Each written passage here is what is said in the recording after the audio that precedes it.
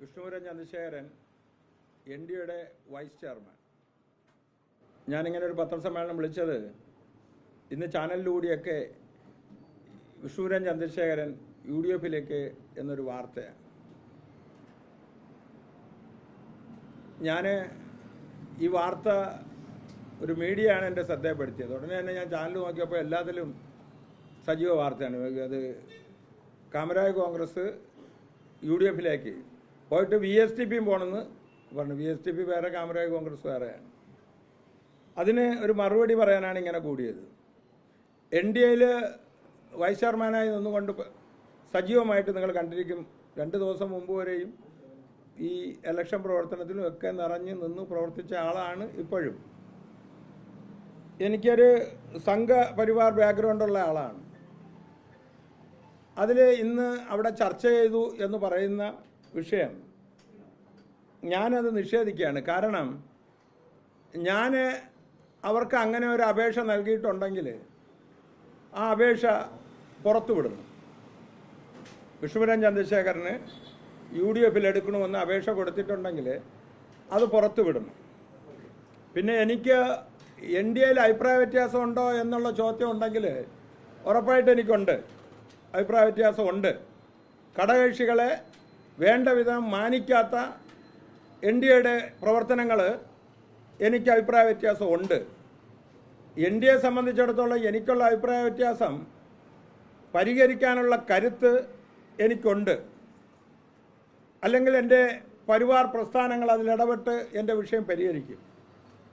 അതിനു പകരം ഞാനിങ്ങനെ ഒരു അപേക്ഷ കൊടുത്തു എന്ന് പറയുന്നത് ശരിയല്ല. ഞാൻ UDF-ൻ്റെ നേതാക്കളുമായിട്ട് ഈ വിഷയത്തിന് വേണ്ടി ഞാൻ ചർച്ച ചെയ്തിട്ടില്ല. എല്ലാവരുമായിട്ട് നല്ല ബന്ധമാണ്.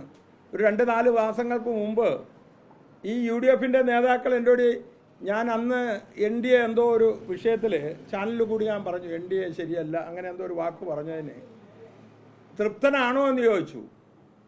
തൃപ്തനാണോ എന്ന് ചോദിച്ചാൽ രമേശ് ചെന്നിത്തലയുണ്ട്, തിരുവഞ്ചൂരുണ്ട്, VD സതീശൻ, എല്ലാവരും ചോദിച്ചു. എല്ലാവരോടും ഞാൻ പറഞ്ഞു ഞാൻ തൃപ്തനല്ല എന്ന് തന്നെ പറഞ്ഞു. ഇപ്പോഴും ഞാൻ തൃപ്തനല്ല എന്ന് തന്നെ പറയുന്നു. പിന്നെ ഒരു തീരുമാനം അവരെടുക്കുമ്പോൾ പത്രത്തിൽ പറയുന്ന കാര്യങ്ങൾ ശരിയായിരിക്കണം. നിലവിൽ രാജീവ് ചന്ദ്രശേഖർ വന്നതിന് ശേഷം എനിക്ക് അത്യാവശ്യം അംഗീകാരം കൂടി കിട്ടിയിട്ടുണ്ട്. അദ്ദേഹം 3 ദിവസം മുമ്പേ എന്നോട് പറഞ്ഞതാണ്, നേരിട്ട് ചില കാര്യങ്ങൾ കൂടി ചർച്ച ചെയ്ത് ഇലക്ഷൻ പ്രവർത്തനത്തിൻ്റെ കാര്യങ്ങൾ ചർച്ച ചെയ്യാമെന്ന് പറഞ്ഞു. ആ ദിവസമാണ് ഇന്ന് കണ്ണൂർ കൃഷ്ണദാസിൻ്റെ മകളുടെ കല്യാണം, അതായത് അങ്ങോട്ടാണ്. അപ്പം നിലവിലിപ്പോൾ വന്ന വാർത്ത കൊണ്ട് ആശയക്കുഴപ്പം VSTP എല്ലാവരും വിളിക്കുകയാണ്. VSTPക്കാണെങ്കിൽ പ്രതിനിധിസഭ കൂടണം, പാർട്ടിയിലാണെങ്കിൽ നമുക്ക് സംസ്ഥാന കമ്മിറ്റി കൂടണം. നാളെ നമ്മുടെ സംസ്ഥാന കമ്മിറ്റി കൂടിയാണ്. നമ്മുടെ ഇവിടെ 11 മണിക്ക് പ്രസ് ക്ലബ്ബ് ഹാള് വെച്ച് നമ്മുടെ സംസ്ഥാന കമ്മിറ്റി പാർട്ടിയുടെ അഭിപ്രായം പറയും. പക്ഷേ ഇങ്ങനെ ഒരു ഇത് വന്നത് ഞാൻ അവരുടെ ആളുകളുടെ അതൃപ്തിയാണോ എന്നൊക്കെ സ്നേഹത്തോടെ ചോദിച്ചപ്പോൾ ഞാൻ പറഞ്ഞിട്ടൊക്കെ ഉണ്ട്. അത് ഇടതുപക്ഷത്തിൻ്റെയും ചില നേതാക്കൾ ചോദിച്ചപ്പോൾ ഞാൻ പറഞ്ഞിട്ടുണ്ട്. അതിന് എനിക്ക് മറ്റൊന്നിലേക്ക് ചാടിപ്പോവാനുള്ള അതൃപ്തി ഉണ്ടോ എന്ന് ചോദിച്ചാൽ അതില്ല. രണ്ടാമത്, മനസ്സുകൊണ്ട് 14ാമത്തെ വയസ്സ് വരെ ഇപ്പോൾ 62 വയസ്സ് വരെയും ഞാനൊരു സ്വയംസേനയാണ്. ആ സ്വയംസേനത്വത്തിൽ തന്നെ ഞാൻ ഉറച്ച് ജീവിക്കുന്നയാളാണ്. എന്നെപ്പോലെ ഒരാൾക്ക് അതിൽ ചെന്നെത്തിയാൽ നിൽക്കാൻ എത്ര ദിവസം കഴിയും എന്നുള്ളതൊക്കെ എനിക്കറിയാം. ഞാൻ എല്ലാത്തിനും വ്യക്തമായ അഭിപ്രായം പറയുന്ന ആളാണ്. അതത് പറ്റൂലെന്നൊക്കെ ഉള്ള അറിയാം. രാഷ്ട്രീയ ബോധം എനിക്കുമുണ്ട്. പിന്നെ NDAയെ സംബന്ധിച്ചിടത്തോളം ഘടകകക്ഷികളോട് കാണിക്കുന്ന സമീപനം ഒരാൾക്കും അത് ഉൾക്കൊള്ളാൻ കഴിയില്ല എന്നുള്ളത് തന്നെയാണ് എൻ്റെ അഭിപ്രായം. 300ഓളം സീറ്റ് BDS-ന് കൊടുത്ത് അവർക്ക് ജയിച്ചില്ലല്ലോ. ഞങ്ങൾക്ക് 4 സീറ്റേ എന്നുള്ളൂ, 1 ജയിച്ചു. പുഞ്ചക്കരി കോർപ്പറേഷനിൽ ഒരു സീറ്റ് തന്നു. 2400 വോട്ട് BJPക്ക് ഉണ്ടെങ്കിൽ അവിടെ 1035 വോട്ടായിട്ട് കുറയണെന്തിന്? വോട്ട് ഘടകകക്ഷികൾക്ക് ഇടാനുള്ള വൈമനസ്യം BJPക്ക് ഉണ്ട്. ആ വൈമനസ്യം എല്ലാ ഘടകകക്ഷികൾക്കും ഉണ്ട്. എനിക്ക് പ്രത്യേകിച്ച് ആകെ കോർപ്പറേഷനിൽ കിട്ടിയ ഒരു സീറ്റാണ്. ആ സീറ്റ് പോലും ഈ 1500 വോട്ട് എവിടെ പോയി? അതുപോലെ തന്നെ എൻ്റെ അടുത്തിരിക്കുന്നത് കാമരാജ് കോൺഗ്രസിൻ്റെ സംസ്ഥാന സെക്രട്ടറിയാണ് ശ്യാം ലേജു. പൂവച്ചൽ ജില്ലാ ഡിവിഷനിലാണ് അയാൾ മത്സരിച്ചത്. 10,000-അടുത്തുള്ള വോട്ടുകൾ പിടിച്ചു. പക്ഷേ BJPക്ക് 800 വോട്ട് 850 കിട്ടിയ വാർഡുകളിലും ഇയാൾക്ക് 400 വോട്ടേ കിട്ടിയിട്ടുള്ളൂ. ബാക്കി 400 കോൺഗ്രസിനാണ് കിട്ടിയത്. ആ സമീപനം ഇവർ തിരുത്തണം, അതിൽ സംശയമില്ല.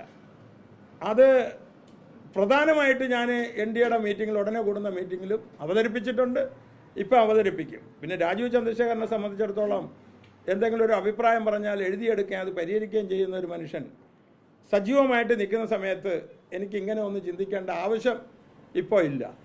അതുകൊണ്ട് അവർ ഇതാരോടെയും പറയാതെയാണ് ഇത് ചെയ്തോ എന്ന് ചോദിച്ചു കഴിഞ്ഞാൽ ഞാൻ പല ആളുകളുടെയും ഇത് സംസാരിച്ചിട്ടുണ്ട്.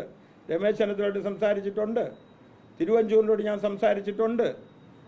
ഒരു പ്രാവശ്യം VD സതീശൻ്റെ ഒട്ടത്ത് നമ്മുടെ VSTPയുടെ പ്രതിനിധി സഭയ്ക്ക് ക്ഷണിക്കാൻ പോയപ്പോൾ അത് ഔദ്യോഗിക ഹൗസിലാണെന്ന് തോന്നുന്നു. ഒരു 4 മാസം മുമ്പേ ഒരു പരിപാടിക്ക് ക്ഷണിക്കാൻ പകരം തിരുവഞ്ചൂരിനെ വരാൻ പറഞ്ഞു. പക്ഷേ തിരുവഞ്ചൂർ വന്നെത്തിയില്ല.